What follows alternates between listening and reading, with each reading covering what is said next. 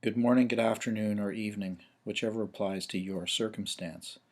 This presentation has been prepared to describe software tools for technical writing that will enable your ability as a technical writer to complete technical writing jobs as efficiently and effectively as possible. I've started off the presentation with this slide describing a quotation from Bill Gates, who says, "I will always choose a lazy person to do a difficult job because he will find an easy way to do it." In this case, the challenges in technical writing that will be addressed by this presentation relate to reference formatting and formatting of tables, figures, lists of tables and figures, tables of contents, and dynamic updating of tables, figures, chapter headings, this kind of thing within Word themselves, which if you are hard coding all of these items, once the document grows beyond a certain very limited length, it becomes extremely difficult, frustrating, and time consuming to manage for you as a writer. And it's also difficult for your supervisor to read and follow the document that you're working on. So hopefully these tools will facilitate the process of technical writing. This presentation will consist of two parts. The first part, we will look at reference managers, useful tools for managing the preparation of your literature review, the reference citations at the end of the document, and the in-text citations. And then in the second part, we'll look at a variety of different features from Microsoft Word that will be very useful to you in managing the final preparation of your document. So let's begin with reference managers. Reference managers are software that will help you with several important tasks in the preparation of a technical document. First of all, what they will do is they will archive copies of you for technical and other papers that you are describing, citing, referring to in your own document. And within the software, you will also be able to include your own comments and notations for each citation. Basically, you will be writing your summary of previous work associated with each specific item, and eventually you'll include this in your own technical document. So you not only have a copy of the research paper, but you also have an evolving and ongoing record of what your thoughts were about that document, summary of the document, all of these things that will eventually become important for you when you're preparing your own technical document. The most important feature, though, of research reference managers is that they assist with the proper formatting of in-text citation and reference lists at the end of the document.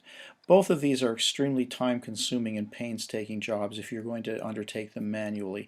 It's extremely difficult to make sure that, first of all, the in-text citations match the documents that are in the reference list if the document contains any number of in-text citations and references. It's difficult to make sure that they match in the in-text citations and in the reference list. And it's also difficult to make sure that they are all properly formatted, both within the in-text citations and at the reference list or the bibliography at the end of the document. So reference managers will save you a lot of time as a writer if you use them effectively. You'll be very, very happy that you took the time to learn how to use the reference manager, because I guarantee you, you'll save an awful lot of time if you prepare your document with the help of these software tools. So first of all, let's have some background. All technical documents will require a literature review in which you discuss and evaluate previous work that's related to your topic. This will allow the reader to consider how your document and ideas fit with past work in the area, how it's original or extends existing knowledge, etc. It helps provide the reader with the background context to the work that you're going to describe and pursue in your own document. As in many universities, UNO and UNL are no different. They provide some good guidance on what a literature review is and how to write one, and citation formatting requirements, and these are provided both at UNO and also at the UNL Love Library, and I've given you the links. You can take a look at these if you're interested in following up with this specific information. Guidance on citation and document formatting requirements are also provided by UNL Graduate Studies for all graduate students pursuing degrees at UNL. These documents are called style manuals, and you will have a different style manual depending on your academic discipline. Two that are very commonly used throughout academia and also in the business world are the document by Kate Turabian, A Manual for Writers of Term Papers, Theses, and Dissertations, and also the document published by the American Psychological Association called the Publication Manual of the American Psychological Association. Both of these are commonly used in guiding authors with document and citation formatting. Technical journals will also have their own formatting requirements. This is the Journal of Lighting Research and Technology that I follow.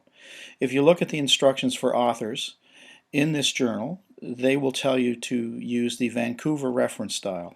This reference style tells you how to cite documents in the text of your document and also how the references being cited at the end of the documents should be formatted.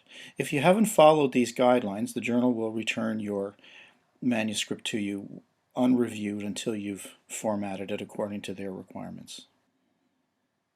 Ensuring that citations are correctly formatted, both in the text and at the list of references that appears at the back of the document, it can be very painstaking, difficult, and time-consuming to make sure that everything is handled properly. And this can be frustrating not only for you as the writer, but it can also be frustrating for readers who are looking at your document and wanting to follow up on something that interests them in what you've written.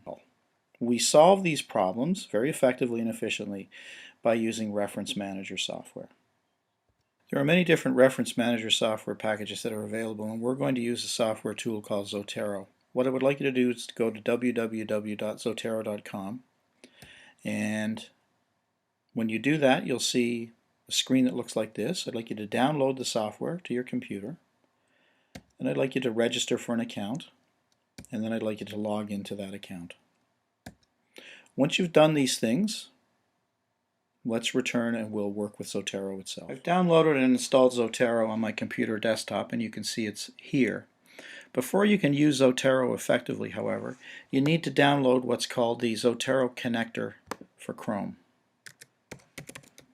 So if we Google Zotero connector for Chrome and we go to the Zotero connector's website, it gives us this option. We also have connectors that are available for Firefox and for Safari if you're not using Chrome. What the connector allows us to do is directly import a PDF file that's displayed within the web browser into the Zotero package itself, which saves a lot of time and will improve your workflow. We've downloaded Zotero and installed the connector, so let's work with Zotero. We'll start by double-clicking on the application, and we see a familiar three-pane interface. On the left pane, we have a variety of different libraries of technical papers. I've been using it for some time, so I have a lot of PDF copies of technical papers that I've been importing over the years, and they're all listed here in the libraries. We then have in the middle, let's just take one specific example, in the middle we have descriptions of the papers themselves as they've been imported into Zotero. So let's click on one paper here.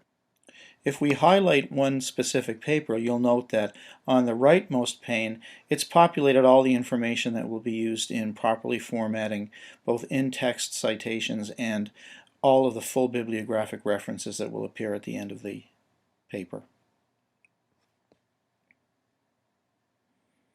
So let's minimize Zotero now and go and find a paper that we will then import into the Zotero library. So we'll start off by going to Google Scholar.